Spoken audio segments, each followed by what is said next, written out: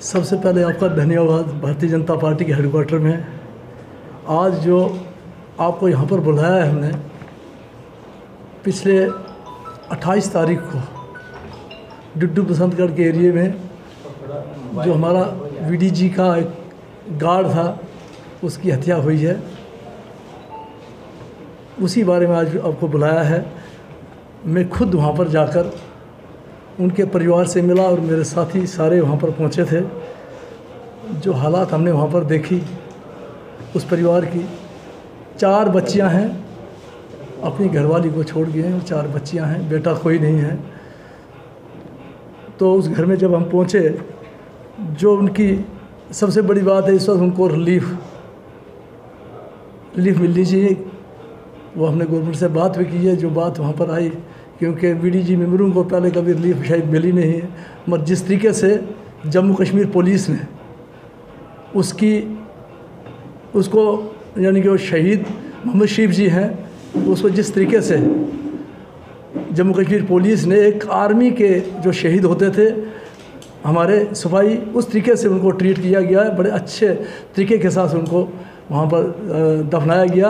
मैं धन्यवाद करता हूँ जम्मू कश्मीर पुलिस का, क्योंकि एक तरीका अपनाया जो कभी नहीं किया गया। तो फर्स्ट टाइम ये भारत सरकार की कहने पर उन्होंने जो सारा कुछ किया है, उनको रिलीफ मिले और उनके बच्चों को किस तरीके से उनको पढ़ाया जाए, क्या किया जाए उनके साथ। उसने शहादत दी है, उस शहादत को हमारी सरकार जो है पूरे तरीके से देखेगी। मगर जम्मू कश्मीर पुलिस को भी ये चीज़ देखनी पड़ेगी किस तरीके से उसको हेल्प की जाए।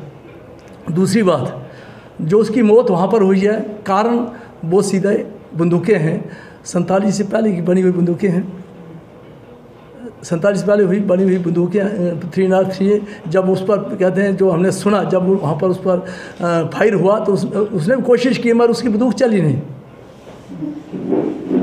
यानी कि हमने पहले भी कहा था, क्योंकि रजौरी के अंदर जब कांड हुआ तो ऑटोमेटिक वेपन इनको मिलने चाहिए, ऑटोमेटिक वेपन मिलने चाहिए।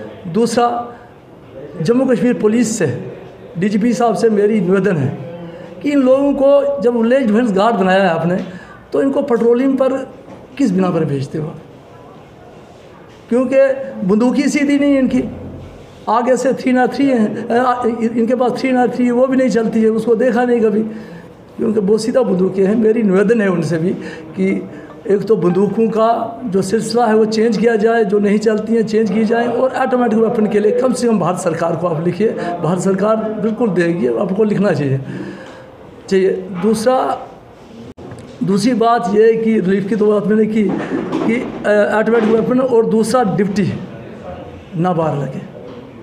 दूसरे बहुत सारे हमारे वीडीसी के लोग रिटायर हुए हैं, पिछले 2 साल से उनकी फाइलें जो है दफ्तरों में पेंडिंग हैं, बंदूकें उनके पास थी, पिछली दफ़ा वो भी जमा कराई हैं। मेरी निवेदन है डीजीपी साहब से कि ऑर्डर किया जाए, उनकी बंदूकें जो है उनके फैमिली मेम्बर को दी जाए। जो भी आपका दायरा बनाया गया है, सीमा जो बनाई है, उसी सीमा के लिए हम बोलते हैं। हम नहीं कहेंगे जी ज़बरदस्ती किसी को बंदूक दो।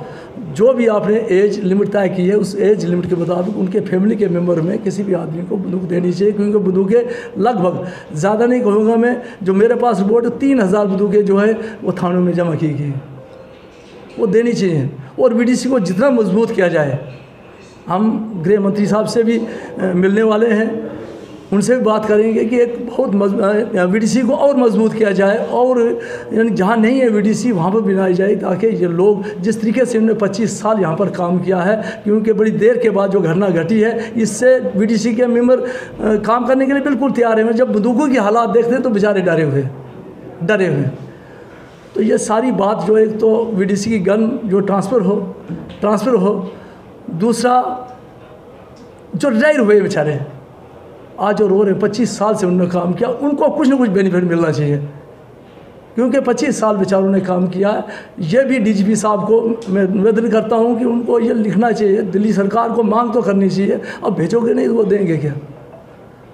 तो दूसरी बात, बहुत सारे लोग कुछ रहे, क्योंकि जब भारत सरकार ने 2 मार्च को ये पॉलिसी बनाई गई, उसमें कहीं नहीं लिखा था पेड और अनपेड। बड़ा अफसोस है, क्योंकि जम्मू कश्मीर में आकर इसको पेड और अनपेड कर दिया गया, और कुछ लोग रह गए हैं। देखो काम सब बराबर कर रहे हैं, उनको भी तनख्वाह मिले, बाकी जैसे 4,000 मिली उनको मिलनी चाहिए, क्योंकि इस हालात में 4,000 कुछ नहीं, चलो एक शुरुआत हुई है। हम धन्यवाद करते हैं देश की सरकार का कि जिन्होंने इसकी फर्स्ट प्रायोरिटी पर यह काम कर दिया है कि इनको कुछ ना कुछ मिले। मगर जिस तरीके से ड्यूटियाँ लग रही हैं तो 4,000 कुछ नहीं। आज रात को भी मुझे बनी से फ़ोन आ रहे हैं कि हमको आज 15 दिन से ड्यूटियों पर लगाया गया है, 1,000 रुपये खाना का काट रहे हैं, बोलो हम क्या करेंगे, कैसे चलेंगे, क्योंकि ठीक है ड्यूटी तो लो आप, मगर 4,000 से बेचारे पेट्रोलिंग करेंगे, क्या पेट्रोलिंग करेंगे। आज भी बनी के एरिए में सुबह से मुझे फ़ोन आ रहे हैं कि हम सबको ड्यूटियाँ लगा दी हैं। तो लिहाजा ये मेरी निवेदन आपके माध्यम से भी ये बात चली जाए, हम भारत सरकार से बात करेंगे, भारत सरकार करेगी, मगर जम्मू कश्मीर के पुलिस प्रशासन को इस चीज़ पर चिंता करनी चाहिए।